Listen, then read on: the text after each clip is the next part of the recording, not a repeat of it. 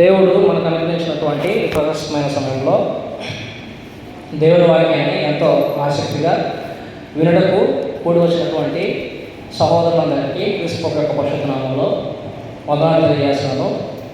ఈ సమయంలో మనం కొద్దిసేపు దేవుని వాక్యాన్ని మనం ధ్యానించుకుందామండి. మత్తయి రాసినటువంటి సువార్త 5వ అధ్యాయము 31వ వచనము 13వ వచనం 5వ అధ్యాయము 13వ వచనం మనందరికీ తెలిసినటువంటి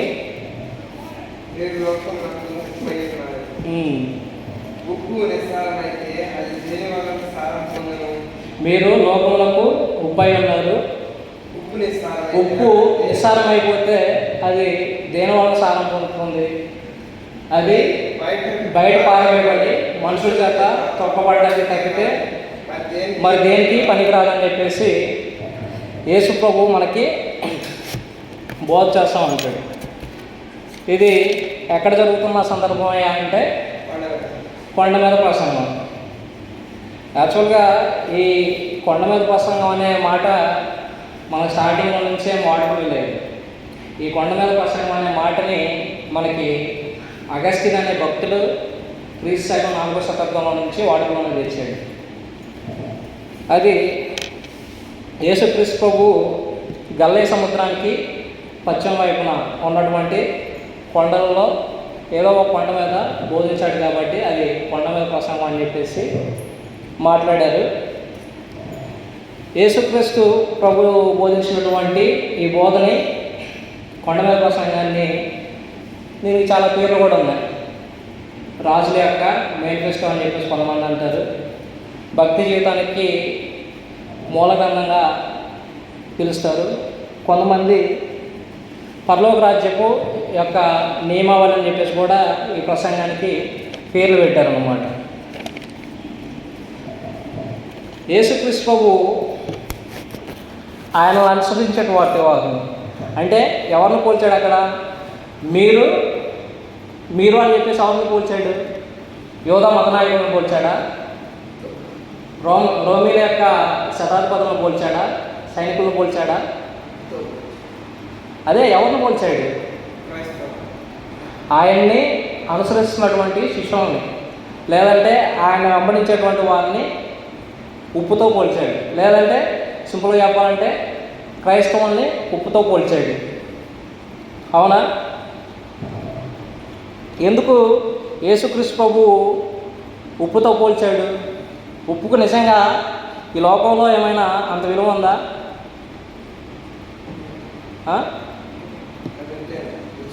ఇప్పుడైతే ఉప్పుకి విలువేం లేదు, కానీ యేసుక్రీస్తు ప్రభు బోధించేటువంటి రోజుల్లో ఉప్పుకి చాలా విలువ ఉంది. దాన్ని ఒక రోజువారీ కూలీగా ఒక కూలీకి ఇచ్చేటువంటి వాళ్ళు, అంటే వస్తు మార్పిడి విధానంలో ద్రవ్యంగా ఉప్పుని ఉపయోగించేటువంటి రోజులు అన్నమాట. అందుకని యేసుక్రీస్తు ప్రభు ఉప్పుతో పోల్చాడు. అంటే క్రైస్తవులైనటువంటి వారు లోకంలో చాలా విలువైన వారు అని చెప్పడం ఆయన బోధ యొక్క ఉద్దేశం అన్నమాట. అసలు యేసుక్రీస్తు ప్రభు ఎందుకు క్రైస్తవుల్ని ఉప్పుతోటి వెలుగుతోటి పోల్చాడు? ఎప్పుడైనా మనం ఆలోచించామా? ఉప్పు యొక్క స్వభావ లక్షణాలు ఏంటో మనం గుర్తించడం వల్ల గుర్తిస్తే క్రైస్తవుడి యొక్క స్వభావ లక్షణాలు ఉప్పుకి ఏ విధంగా దగ్గరగా ఉన్నాయని మనం పోల్చి చూడటం వల్ల మనము అర్థం చేసుకోవచ్చు అన్నమాట. ఉదాహరణకి ఉప్పు యొక్క స్వభావ లక్షణాలను మనం చూస్తే ఉప్పు ఏం చేస్తుందండి? ఉప్పు చేసే పనులు ఏంటి? మనకి డైలీ నిత్య జీవితంలో దేనికి ఉపయోగిస్తారు ఉప్పుని చెప్పండి. మీకు తెలిసిన కొన్ని విషయాలు చెప్పండి. వంటల్లో ఉపయోగిస్తారు. Very good. ఇంకా ఒక వంటల్లోనే ఉపయోగిస్తారా? ఉప్పుని చాలా విషయాల్లో ఉపయోగిస్తారన్నమాట. ఉదాహరణకి ఎడారిలో ఒంటెలు ఉంటాయి. ఆ ఒంటెలకి దాహం ఎక్కువ వేస్తే అది ఎక్కువ నీటిని తాగి అదేం చేసిద్దంటే ఎడారిలో ఎక్కువ కాలం బ్రతకడానికి ప్రయత్నించిద్ది అన్నమాట కదా. అంటే ఉప్పు ఏం చేస్తున్నాయి అంటే దాహాన్ని కలిగజేసింది. మనకి ఈ జూ పార్కుల్లో కొంతమంది పనిచేసేటువంటి వాళ్ళు ఏం చేస్తూ ఉంటారంటే, ఏదైనా జంతువు బాగున్నటువంటి సందర్భంలో ఏం చేస్తూ ఉంటారంటే, వారు ఆ జంతువు బాగలేదు అని వారికి అనిపించినప్పుడు, ఏదైనా నీరసంగా దానికి అనారోగ్యంగా ఉందని చెప్పేసి అనిపించినప్పుడు దాన్ని పెట్టేటువంటి ఆహారంలో వాళ్ళు ఏం చేస్తారంటే కొంచెం ఉప్పు అనేది ఎక్కువ వేస్తారనమాట. అప్పుడు దాని యొక్క జీర్ణక్రియ అనేది మెరుగుపడి అది ఎక్కువ వాటర్ని తీసుకొని దాని యొక్క ఆరోగ్యం అనేది మెరుగుపరుచుకునేందుకు ప్రయత్నించింది అనమాట. అయితే క్రైస్తవుల్ని ఉప్పుతో ఎందుకు పోల్చాడు? క్రైస్తవులు కూడా దాహం కలిగి ఉండాలని చెప్పేసి క్రీస్తు ప్రభు కోరుకుంటున్నాడు. దేని గురించి మనం దాహం కలిగి ఉండాలి చూద్దామండి ఒకసారి. కీర్తన గ్రంథము 42వ అధ్యాయము, కీర్తన గ్రంథము 42వ అధ్యాయము 1-2 వచనాలు నేను చదువుతున్నాను. దుప్పి నీటి వాగుల కొరకు ఆశపడినట్లు దేవా, నీ కొరకు నా ప్రాణము ఆశపడుచున్నది. నా ప్రాణము దేవుని కొరకు తృష్ణ కొనుచున్నది, జీవము గల దేవుని కొరకు తృష్ణ కొనుచున్నది. దేవుని సన్నిధికి నేను ఎప్పుడు వచ్చేదను, ఆయన సన్నిధిని నేను ఎప్పుడు కనపడేదను అని కోరహ కుమారులు ఈ కీర్తనని రచించారన్నమాట. కోరహ కుమారులు ఈ కీర్తనను రచిస్తా వారు ఉపయోగించినటువంటి పదాలు ఏంటి అంటే, దుప్పి నీటి వాగుల కొరకు ఏ విధంగా ఆశపడుతుందో. మనం నేషనల్ జియోగ్రఫీ ఛానల్ చూస్తామంట. పులి జింకని వేటాడేటువంటి సమయంలో జింక చాలా ప్రదేశాల వరకు తప్పించుకొని అలసిపోయి అదేం చేసిద్దా అంటే నీటి వాగుల దగ్గరకు వచ్చేది అనమాట. కారణం ఏంటంటే అది అలసిపోయి నీళ్ళ కోసం, అంటే ఆ సమయంలో నీళ్ళు తాగకపోతే దానికి ప్రాణం పోయే విధంగా పోయేటువంటి స్థితిలో ఆ జింక అనేది ఉండిద్ది అనమాట, ఆ దుప్పి అనేది ఉండిద్ది అనమాట. జింక అంటేనేమో లేడీది, దుప్పి అంటేనేమో మగదాన్ని దుప్పి అంటారు. ఆ దుప్పి ఆ సమయంలో ప్రాణం కోల్పోయే పరిస్థితుల్లో ఉండిద్ది అనమాట. ఇంక నీళ్ళు తాగకపోతే అది చనిపోయేటువంటి పరిస్థితుల్లోకి వెళ్ళిపోయిద్ది అనమాట. ఆ విధంగానే కౌరవ కుమారులు వాళ్ళు దేని కొరకు తృష్ణ కొంచున్నారంట. తృష్ణ అంటే దాహం కొంచున్నారని చెప్పేసి అర్థం అనమాట. నా ప్రాణము దేవుని కొరకు తృష్ణ కొంచున్నది. ఎవరి కోసం వీరు దాహం కలిగి ఉన్నారంటే దేవుని కొరకు వారు దాహాన్ని కలిగి ఉన్నారు. జీవం గల దేవుని కొరకు తృష్ణ కొనుచున్నది. దేవుని సన్నిధికి నేను ఎప్పుడు వచ్చేదను, ఆయన సన్నిధిని నేను ఎప్పుడు కనబడదను అంటే, ఈయన దేవుణ్ణి నేను ఎప్పుడు ఆరాధించాలి, లేదంటే నేను ఆయన సన్నిధిలో ఎప్పుడు కనబడాలి, లేదంటే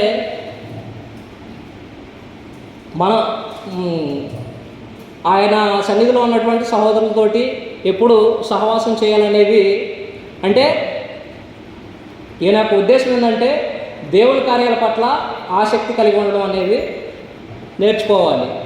మనం కూడా ఏం చేయాలంటే దేవుని సన్నిధిలో ఎప్పుడు ఆయన యొక్క కార్యాల పట్ల ఆసక్తి కలిగి ఉండాలి, ఆయన్ని ఆరాధించడానికి ఆసక్తి కలిగి ఉండాలి. తర్వాత సంఘమంతటితోటి సహవాసం చేయడానికి ఆసక్తి కలిగి ఉండాలి. లేదంటే సంఘ కార్యక్రమాలని ముందుకు నడిపించేటువంటి విధానంలో, లేదంటే సంఘం యొక్క క్షేమాభివృద్ధికి చేసేటువంటి పనులన్నింటిలో మనము ఆసక్తి కలిగి జీవించాలి. అది ఆ ఆసక్తి అనేది ఎలా ఉండాలి? అపోస్తలుడైనటువంటి పౌలు గారు క్రైస్తవులను హింసించేటప్పుడు ఆయనకి జీవనాధారమైనట్టు హింసిస్తాడు. అంటే ఈరోజు ఆయన క్రైస్తవులను చంపకపోతే ఆయనకి నిద్ర పట్టేది కాదు అన్న పరిస్థితుల్లోకి వెళ్ళిపోయి ఆయన చంపేటువంటి పరిస్థితుల్లోకి వచ్చాడు. మనం కూడా దేవుడి కార్యాల పట్ల ఎలాగ ఆసక్తి చూపించాలంటే, ఆ దుప్పి, అలసిపోయినటువంటి దుప్పి ఏ విధంగా నీటి కొరకు ఎదుగుతూ ఉందో, ఏ విధంగా తన దాహాన్ని తీర్చుకోవాలని చెప్పేసి ఎదురు చూస్తుందో, ఆ విధంగా మనం కూడా ఏం చేయాలంటే దేవుని కార్యాల ఎడల తృష్ణ కొని దాహం కలిగి జీవించాలి. యోహాను సువార్త 4వ అధ్యాయము 10వ వచనంలో మనకందరికీ తెలిసినటువంటి సందర్భమే. యేసు ప్రభువుల వారు సమరయ స్త్రీ వద్దకి వస్తాడు, యాకోబు బావి దగ్గరికి వస్తాడు. సమరయ స్త్రీతో తాగడానికి నాకు నీళ్ళు ఏమమ్మా అని చెప్పేసి అడిగినప్పుడు ఆమె ఏమనిద్ది, యూదుడు అయిన నీవు సమరయ స్త్రీ అయినటువంటి నన్ను ఎలాగ దాహానికి నీళ్ళు అడుగుతున్నావు అని చెప్పేసి అడిగినప్పుడు యేసు ప్రభు ఏమంటాడు, నీవు నాకు నీళ్ళు ఇస్తే చదువుదాం చూడండి ఒకసారి 4వ అధ్యాయము 10వ వచనం. అందుకు యేసు, నీవు దేవుని వరమును నాకు దాహముకిమ్మని నిన్ను అడుగుచున్న వాడెవడో అది నీవు ఎరిగి ఉంటే నీవు ఆయనని అడుగుదువు, ఆయన నీకు జీవజలం ఇచ్చునని ఆయనతో చెప్పింది. యేసుక్రీస్తు ప్రభువు ఒక సమరయ స్త్రీకే జీవజలాన్ని ఇస్తాడా? మనందరికీ కూడా జీవజలం అనుగ్రహిస్తాడు. మన జీవితం కూడా ఎలా ఉండాలి అంటే జీవజలం కోసం దాహం కలిగి ఉండే విధంగా జీవజలాన్ని మనం సంపాదించుకునే విధంగా మన జీవితం అనేది కలిగి ఉండాలి. అంటే ఉప్పు దాహం ఏ విధంగా కలుగజేస్తుందో మనం కూడా ఉప్పు వంటి స్వభావం కలిగినటువంటి వారం అయితే మన యొక్క స్వభావం ఎలా ఉంటుందంటే క్రీస్తు ప్రభు అనుగ్రహించినటువంటి జీవజలం కోసం మనం ఎదురు చూస్తామంటాం అన్నమాట. ఆ జీవజలం ఎక్కడ దొరుకుతాయి అంటే పరలోక రాజ్యంలోనే నిత్యజీవం పొందుకున్నప్పుడే మనము దాన్ని పొందుకుంటాము. సరే, రెండోదిగా ఉప్పు ఏం చేసిద్ది? ఆహారాన్ని భద్రపరిచిద్ది. అవునా? మాంసాన్ని కానీ పచ్చళ్ళు కానీ నిల్వ చేయడానికి ఏం చేస్తామంటారా అంటే ఉప్పుని కలుపుతారు. ఉప్పుని కలిపినప్పుడు అదేం చేస్తుందంటే ఆహారాన్ని నిల్వ చేస్తుంది, పాడైపోకుండా ఆహారాన్ని భద్రపరుస్తుంది అన్నమాట. అదే ఉప్పు కలపకుండా తీసుకెళ్ళి ఒక మాంసం తీసుకెళ్ళి ఫ్రిడ్జ్లో పెట్టండి, ఆ ఫ్రిడ్జ్ తెగ వాసన వచ్చేసింది. అవునా? మాంసం కుళ్ళిపోయినటువంటి స్థితి వల్ల ఆ మాంసం యొక్క వాసన అనేది ఫ్రిడ్జ్ మొత్తం వ్యాపించింది. కాబట్టి ఉప్పు యొక్క మరొక స్వభావం ఏంటంటే ఆహారాన్ని భద్రపరుస్తుంది, లేదంటే ఆహారాన్ని నిల్వ చేస్తుంది. మరి క్రైస్తవుడిని ఎందుకని ఉప్పుతో పోల్చాడు? ఆదికాండము 18వ అధ్యాయము 32వ వచనంలో మనం చూస్తే అబ్రహాం దగ్గరికి దేవదూతలు వస్తారు. దేవదూతలు తిరిగి బయలువెళ్తా వాళ్ళు ఏమని చెప్తారంటే, అయ్యా దేవుడు చేసేటువంటి కార్యము అబ్రహాంకి తెలియజేస్తున్నామని చెప్పేసి వారు సొదొమ గొమొర్రా పట్టణాలని నాశనం చేసేటువంటి పరిస్థితిని అబ్రహాంకి వివరిస్తాడు. వివరించినప్పుడు అబ్రహాం ఏమంటాడు, వాళ్ళతోటి బేరం మాట్లాడినట్టుగా మాట్లాడతాడు. అయ్యా 50 మంది ఉంటే ఆ పట్టణాలని నాశనం కాకుండా కాపాడుతావా? 40 మంది నీతిమంతులే ఉంటే ఆ పట్టణాన్ని నాశనం కాకుండా కాపాడుతావా అని చెప్పేసి మాట్లాడతాడు. ఎందుకంటే అక్కడ ఆ సొదొమ గొమొర్రా పట్టణంలో అబ్రహాము కుమారుడైనటువంటి లోతు ఉన్నాడు కాబట్టి ఆయన కోసం అబ్రహాము ప్రాధేయపడతా ఉంటాడనమాట. చివరికి ఏమంటాడంటే 18వ అధ్యాయము 32వ వచనంలో ఏమంటాడంటే, అతడు ప్రభు కోపాన్ని ఎట్లా నేను ఇంకొక మారే మాట్లాడేదను, ఒకవేళ అక్కడ 10 మంది మాత్రమే 10 మంది కనపడతారేమో అనినప్పుడు ఆయన ఆ 10 మందిని బట్టి నాశనం చేయక యూదునని చెప్పేసి అంటాడు. అయ్యా ఆ పట్టణంలో 40 మంది లేరేమో, 50 మంది లేరేమో, చివరికి 10 మందే మిగిలారేమో, అయినా కానీ ఆ పట్టణాన్ని కాపాడుతావా అని చెప్పేసి అన్నప్పుడు దేవుడు ఏమని సమాధానం చెప్తున్నాడు, ఆ 10 మందిని బట్టి ఆ పట్టణాన్ని నిలువ చేస్తాను అని చెప్పేసి అన్నాడు. అయితే ఈ సందర్భంతో క్రైస్తవులకు సంబంధం ఏంటంటే 10 మంది నీతిమంతులు ఉండడం వల్ల దేవుడు సొదొమ గొమొర్రా వంటి బహుభయంకరమైనటువంటి పాప పట్టణాన్ని ఏ విధంగా నాశనం చేయకుండా ఆగిపోవాలని చెప్పేసి అనుకున్నాడో, క్రైస్తవులు కూడా, లేదంటే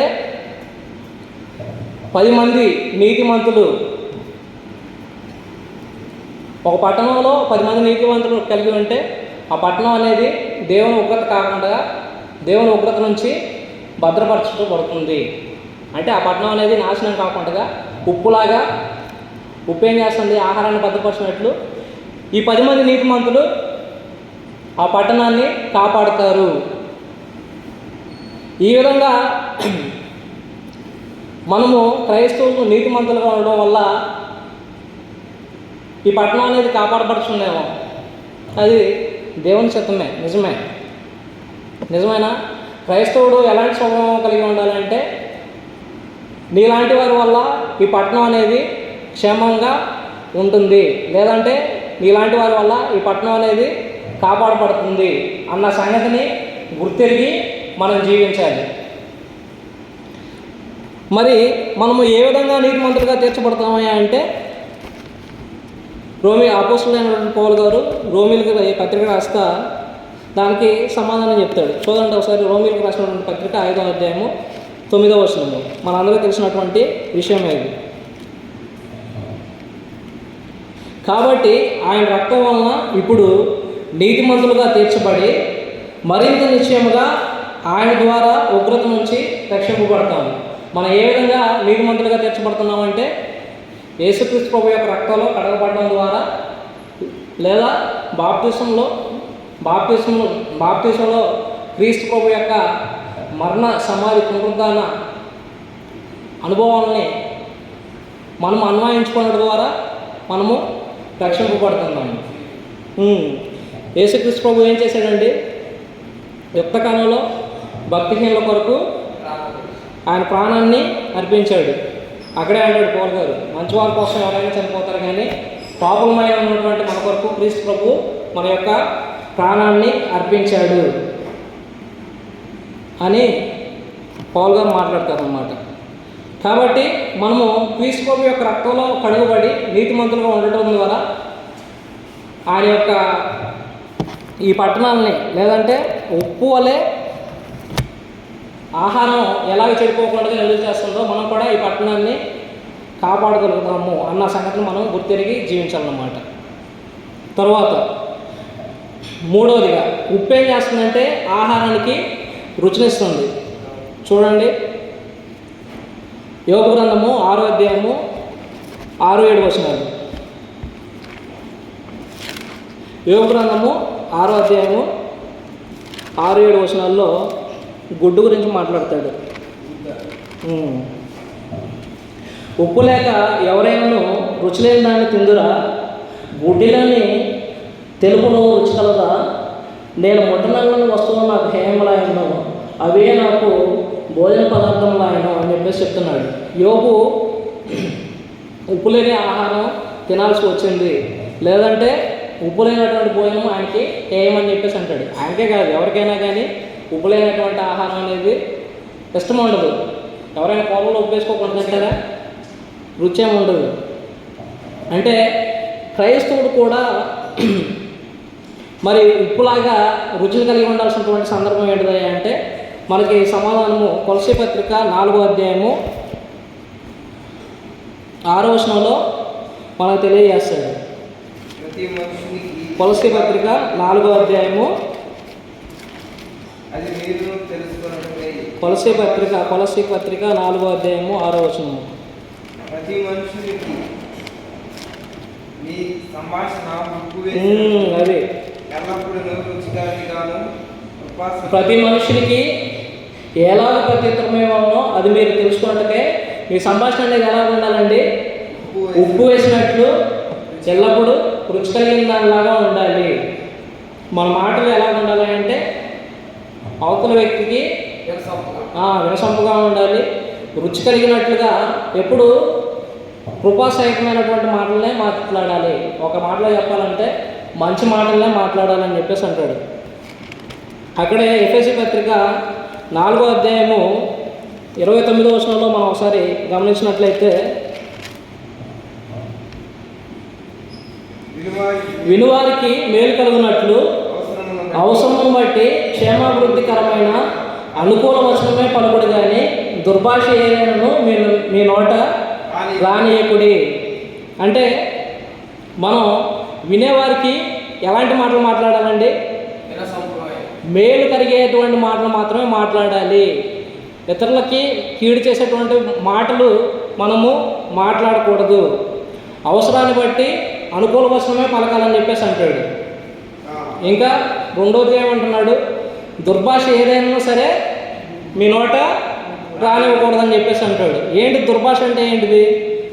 అదే ఎఫెసీ పత్రిక 5వ అధ్యాయము 4వ వచనంలో చెప్తాడు, కృతజ్ఞతా వచనమే మీరు ఉచ్చరింపు వలన కానీ మీరు బూతులైనను పోకిరి మాటలైనను సరస్వక్తులైనను ఉచ్చరింపకూడదని చెప్పేసి అంటాడు కదా.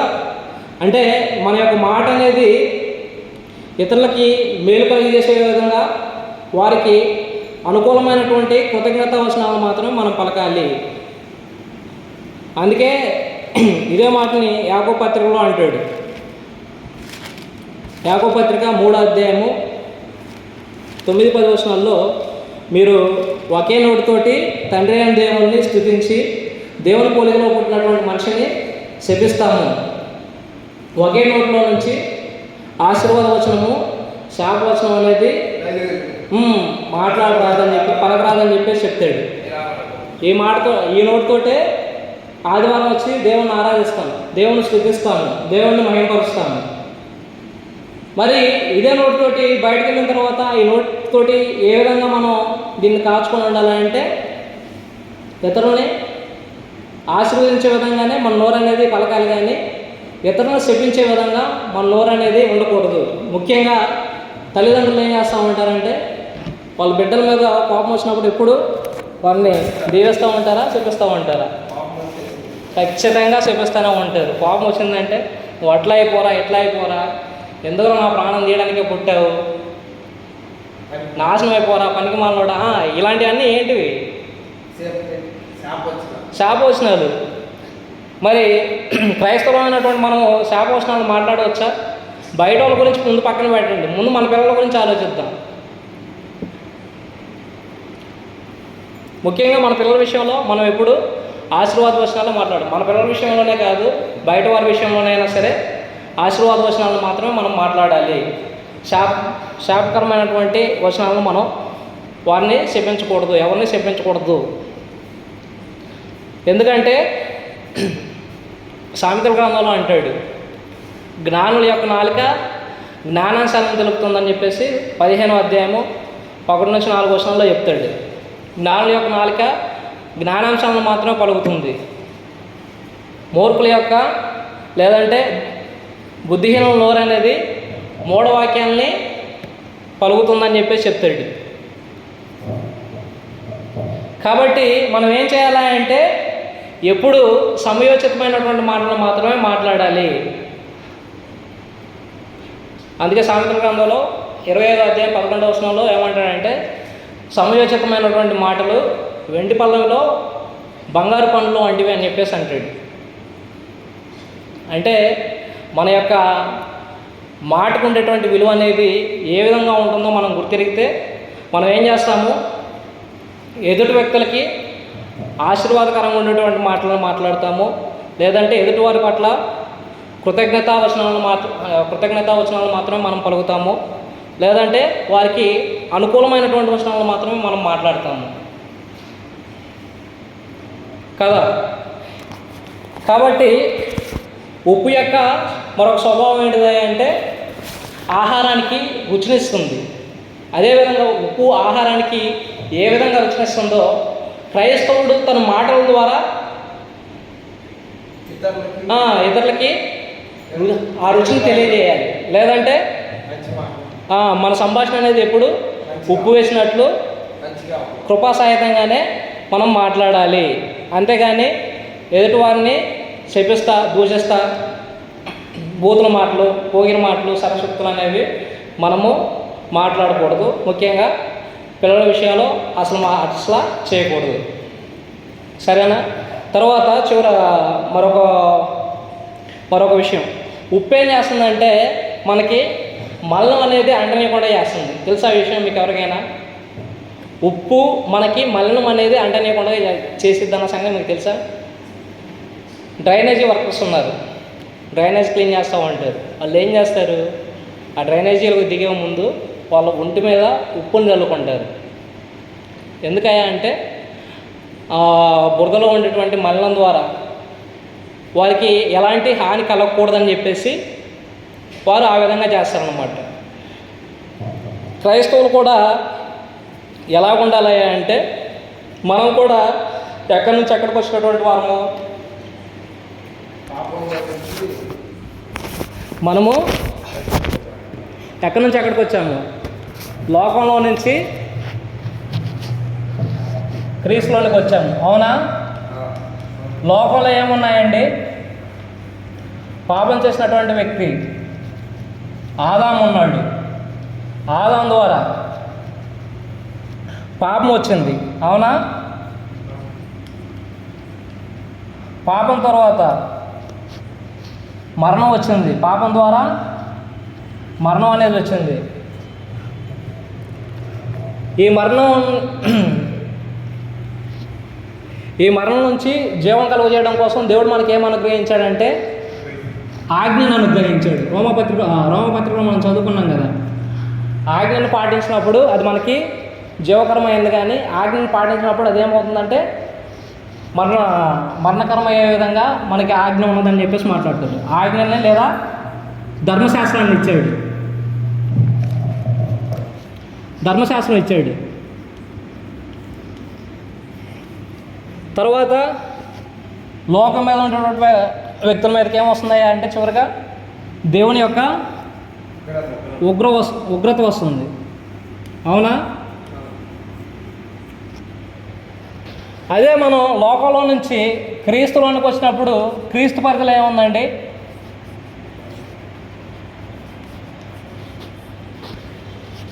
ఇక్కడ ఆదాము ఉన్నాడు.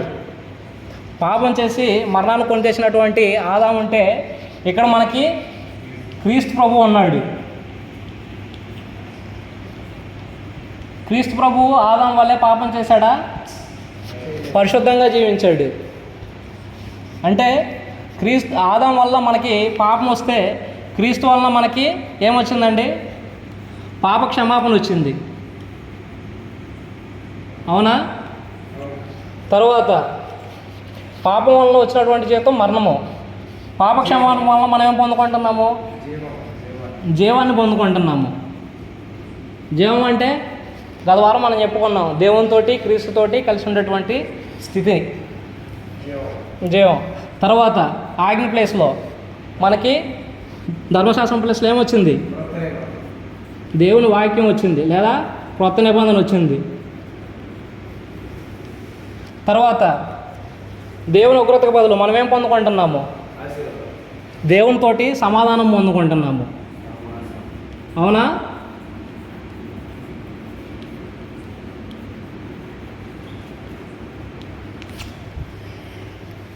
కాబట్టి మనము క్రైస్తవుడు లోకంలో నుంచి క్రీస్తులోనికి వచ్చిన తర్వాత మన యొక్క జీవితం అనేది ఏ విధంగా ఉండాలంటే, లేవ్యకాండంలో ఒక చిన్న ఉదాహరణ చెప్తాడు చూడండి. లేవ్యకాండము 2వ అధ్యాయము 13వ వచనం. అర్పణలు అర్పించేటప్పుడు ఆ అర్పణకి ఉప్పు చేర్చాలని చెప్పేసి మాట్లాడతాడు. అవునా? లేవ్యకాండము 2వ అధ్యాయము 13వ వచనం. నీవు అర్పించి ప్రతి నైవేద్యంలోకి ఉప్పు చేర్చవలను. నీ దేవుని నిబంధన యొక్క ఉప్పు నీ నైవేద్యం మీద ఉండవలను. నీ అర్పణలన్నిటిలోనూ ఉప్పు అర్పించాలని చెప్పేసి దేవుడు తెలియజేస్తున్నాడు. ఏంటిది ఇక్కడ ఉప్పు అంటే? ఉప్పు పరిశుద్ధమైనటువంటి జీవితాన్ని తెలియజేస్తుంది, లేదంటే నీతియుక్తమైనటువంటి జీవితాన్ని తెలియజేస్తుంది. మనము క్రీస్తులోనికి వచ్చిన తర్వాత మనము పరిశుద్ధంగా జీవించాలి, లేదా నీతియుక్తంగా జీవించాలి. అలా జీవించకుండా మనము ఎన్ని అర్పణలు అర్పించినా, లేదంటే ఎన్ని ఆరాధనలు చేసినా, లేదంటే ఎన్ని బలులను అర్పించినా దేవుడు వాటిని అంగీకరిస్తాడండి. కాబట్టి మనము క్రీస్తులోనికి వచ్చిన తర్వాత తిరిగి లోకంలోనికి ప్రవేశించకూడదండి.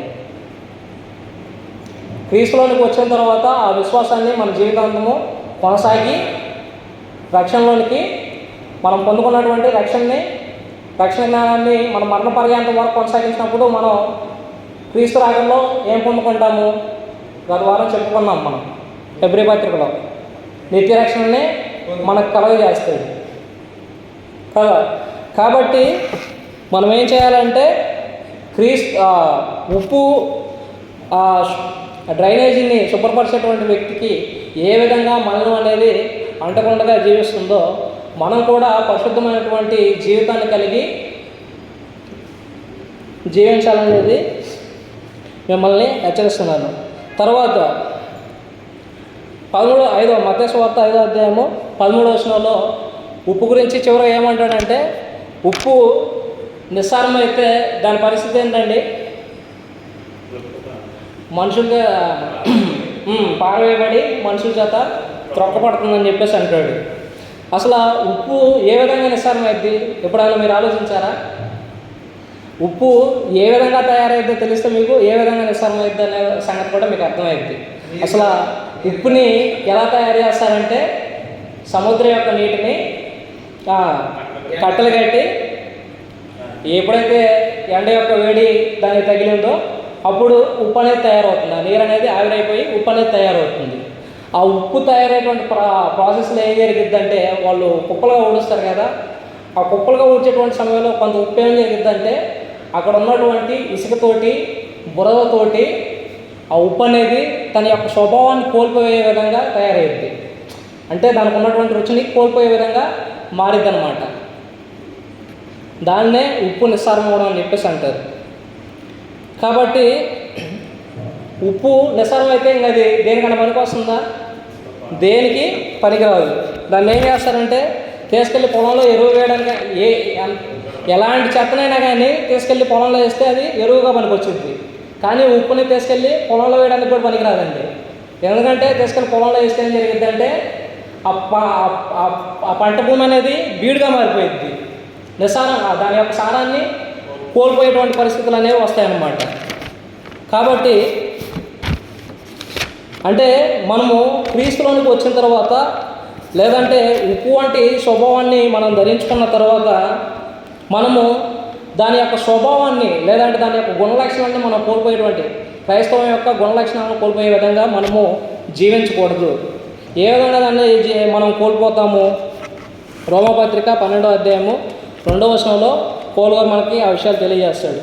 ఏమంటాడంటే, మీరు ఈ లోక మర్యాదని అనుసరింపక ఉత్తమమును అనుకూలమైనటువంటి మీ మనసులు మారి నూతన మొగటం వలన రూపాంతరం పొందండి అని మాటను ఉపయోగిస్తాడు. అంటే మనము లోకంలో నుంచి ప్రత్యేకించబడినటువంటి క్రైస్తవుడు తిరిగి లోకంతో కలవకూడదు. బాప్తిసం పొందేటప్పుడు ఏమవుతున్నామండి? మనము మన యొక్క మనసులో మారి రూపాంతరం చెందుతున్నాము. ఒక సీతాకోక చిలక ఉంటుంది. గుడ్డులో లార్వా దశలో నుంచి, లేదంటే అది ముందు ఏ పురుగు అంటారు దాన్ని? ఈ జలపుడతా ఉంటుంది. ఆ పురుగు పేరేనా గుర్తులేదు. బొచ్చు పురుగు పొజిషన్లో ఉండి చివరికి ఎలా మారిద్దాయి అంటే అది రూపాంతరం చెందింది. సీతాకోక చిలుకగా కొన్ని దశల ద్వారా రూపాంతరం చెందింది. మనము క్రైస్తవులుగా మారకముందు ఎలా ఉంటామంటే ఆ పురుగులాగే ఉంటాము. మనం ఎప్పుడైతే క్రైస్తవులుగా మారుతున్నామో సీతాకోక చిలుక వంటి స్వభావం, అంటే పరిశుద్ధమైనటువంటి స్వభావాన్ని మనం ధరించుకుంటున్నాం, నీతియుక్తమైనటువంటి స్వభావాన్ని మనం ధరించుకుంటున్నాం.